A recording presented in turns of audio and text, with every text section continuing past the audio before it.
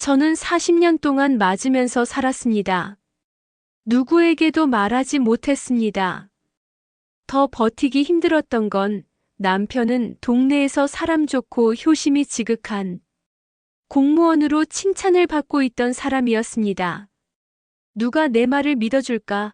오히려 나를 정신나간 여편네로 보지 않을까 무서웠습니다. 처음에는 남편이 술만 끊으면 달라질 거라 믿었습니다.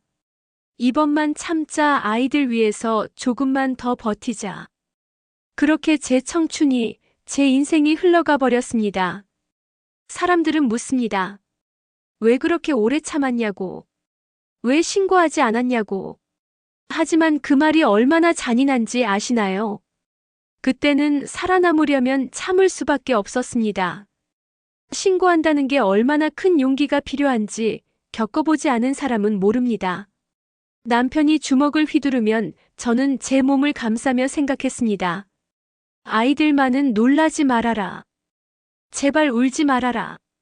상처는 제 몫이면 충분하다고 그렇게 스스로를 위로했습니다. 하지만 그 세월이 쌓이고 쌓이니 제 마음도 제 몸도 다 망가져 버렸습니다. 그러던 어느 날이었습니다. 마지막으로 그 주먹이 제 얼굴로 날아오던 순간 저는 바닥에 쓰러져 생각했습니다. 이러다 진짜 죽겠다. 오늘이 마지막일 수도 있겠다. 그때 처음으로 제 안에서 목소리가 들렸습니다. 이제는 도망쳐야 한다. 이제는 살아야 한다. 그날 저는 집 근처에 있는 파출소를 찾아갔습니다. 문 앞에 서 있는데 발이 떨어지지 않았습니다. 평소에 순찰 돌면서 저를 보면 할머니, 할머니 하면서 인사하는 윤경이가 보였습니다. 40년 동안 단 한 번도 제 입으로 도와달라 말해본 적이 없었습니다. 눈물이 앞을 가려서 윤경이 얼굴조차 똑바로 볼 수 없었습니다. 저는 작은 목소리로 물었습니다. 나 같은 사람이 이제 와서 신고해도 되겠어요? 40년 동안 남편에게 맞고 살았어요. 윤경이는 단호하면서도 따뜻하게 말했습니다. 할머니, 지금이라도 늦지 않았습니다. 법은 할머니 편입니다. 제가 끝까지 지켜드리겠습니다. 그 말 한마디에 저는 무너져 울어버렸습니다. 40년 동안 아무도 제 편이 되어주지 않았는데 처음으로 누군가 저를 지켜주겠다고 말해줬으니까요. 윤경이가 말했습니다.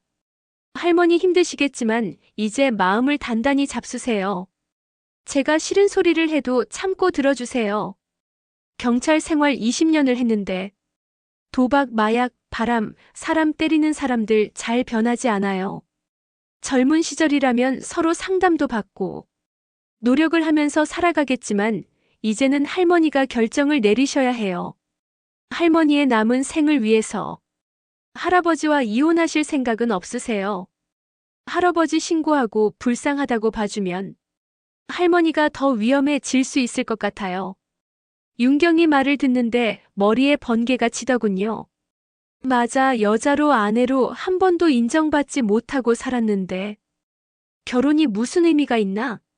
이제 얼마 남지 않은 인생, 한번 제대로 사람답게 살고 싶었습니다. 아이들과 의논하고 이혼을 해야겠다고 마음을 먹었습니다. 그리고 윤경이에게 말했습니다. 오늘은 집에 돌아가고 또 할아버지가 때리면 바로 112에 신고한다고 말했습니다. 파출소 문을 나서는데 윤경이가 말했습니다. 할머니, 오늘은 집까지 바래다 줄게요. 윤경이가 제 손을 꼭 잡으면서 말하더군요. 우리 할머니 힘내요. 집에 돌아오니 남편은 자고 있었습니다. 그동안 이렇게 살아온 제가 참 불쌍하더군요. 뜬 눈으로 밤을 새우고 미우나 고우나 남편 아침밥을 차렸습니다. 뜨거운 밥, 국 반찬을 조심스레 식탁에 올리면서 마음속으로 다짐했습니다. 오늘은 아무 일 없이 지나가야 해, 아무 일 없이. 그런데 그 다짐은 오래가지 못했습니다. 남편이 부엌으로 들어오더니 날카로운 눈빛으로 제 얼굴을 바라보았습니다. 집안이 왜 이 모양이야? 제대로 좀 해라. 작은 목소리로 답했습니다. 너무한 거 아니에요. 나도 여자고 사랑받고 존중받고 싶다고요. 하지만 그의 화는 이미 가득 차 있었습니다. 주먹을 움켜쥔 채 제 앞으로 다가오자 몸이 움츠러들고 마음이 덜컥 내려앉았습니다. 어디서 말대꾸를 해? 말이 떨어지기도 전에 손바닥이 제 뺨을 스쳤습니다. 뜨거운 눈물이 얼굴을 타고 흘러내렸습니다. 하지만 울지 않으려, 소리내지 않으려 저는 몸을 움츠리고 마음속으로 중얼거렸습니다. 그는 화가 풀리지 않은 듯 식탁 위에 올린 밥과 반찬을 휘저으며 주먹과 발을 휘둘렀습니다. 뜨거운 국물이 바닥으로 쏟아지고 반찬은 흩어졌습니다.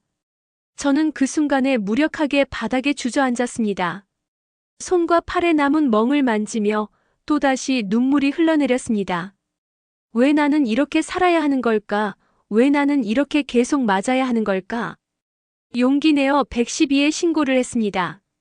손이 떨려서 겨우 112를 눌렀습니다. 겁이 났지만 용기를 냈습니다. 제발 제발 도와주세요. 그 한마디를 입 밖으로 내는 순간 조금은 안심이 되었습니다. 곧 경찰차가 집 앞에 도착했습니다. 2명의 경찰관이 조심스럽게 집 안으로 들어왔습니다. 그 중에 윤경이도 있었습니다. 윤경이는 저를 바라보며 먼저 안전을 확인했습니다. 할머니, 다치신 곳 있나요? 괜찮으세요? 떨리는 목소리로 대답했습니다. 괜찮아요, 무서웠어요. 한 경찰관이 침착하게 남편에게 접근하여 사건 경위를 확인했습니다. 경찰관들은 남편을 체포해서 경찰서로 데리고 갔습니다. 그리고 저를 안전한 공간으로 이동시키며 말했습니다. 오늘부터 남편이 일정 거리 이상 접근하지 못하도록 임시 조치를 내리겠습니다. 할머니는 걱정하지 마세요. 그 순간 처음으로 안도의 숨이 나왔습니다. 남편이 집안에 접근할 수 없다는 사실만으로도 가슴이 조금씩 놓였습니다. 경찰관은 저에게 절차를 차근차근 설명했습니다. 오늘 일어난 일과 과거 폭력 기록을 모두 기록하고 증거 확보를 위해 휴대폰에 저장된 사진도 가져갔습니다. 필요하면 병원과 상담시설, 보호시설 지원도 연결해준다고 했습니다. 그들은 남편에게 접근금지 명령을 전달했습니다. 그 말을 듣는 순간 저는 벅차서 눈물이 흘렀습니다. 40년 동안 혼자 버텼던 제 마음이 조금씩 풀리고 이제야 내가 지켜질 수 있구나 하는 희망이 생겼습니다. 그날 처음으로 저는 안전하게 잠들 수 있었습니다. 누군가가 내 편이라는 사실만으로도 세상이 조금은 밝아진 것 같았습니다. 경찰관의 한마디에 이혼을 결심한 순간 제 삶이 바뀌었습니다. 법적 절차가 시작되면서 변호사와 상담소의 도움으로 재판 준비를 차근차근 해나갔습니다. 재판장은 긴장되고 두려웠지만 증거와 경찰의 지원 덕분에 저는 제 권리를 제대로 주장할 수 있었습니다. 재판이 끝난 뒤 저는 재산 분할 소송에도 참여했습니다. 남편과 함께 모았던 재산의 절반을 돌려받았습니다.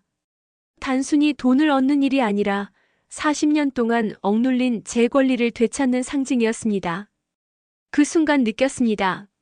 나는 이제 나의 삶을 다시 살 수 있구나. 재판과 소송이 끝나고 나서 저는 안전한 집에서 혼자 살기 시작했습니다.